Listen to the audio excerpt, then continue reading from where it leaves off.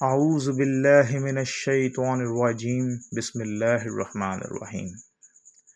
حضرت ابو ہریرہ رضی اللہ تعالی عنہ سے روایت ہے کہ رسول اکرم صلی اللہ علیہ وآلہ وسلم قبرستان تشریف لائے تو فرمایا، ان گھروں کے رہنے والے مومنوں، تم پر سلامتی ہو۔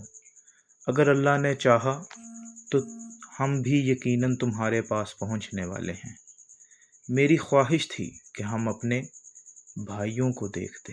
صحابہ نے عرض کیا، اے اللہ کے رسول، کیا ہم آپ کے بھائی نہیں؟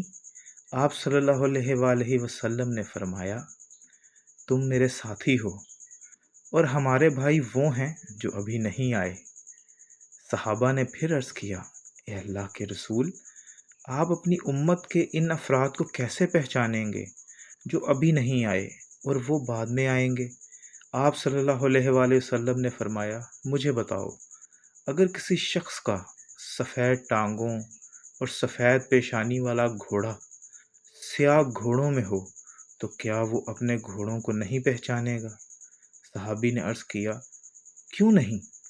اللہ کے رسول، ضرور پہچان لے گا۔ آپ صلی اللہ علیہ وآلہ وسلم نے فرمایا، بس وہ آئیں گے تو وضو کی وجہ سے ان کے ہاتھ، پاؤں اور پیشانی چمکتی ہوگی، جبکہ میں حوض کوثر پر ان کا پیش رو ہوں گا۔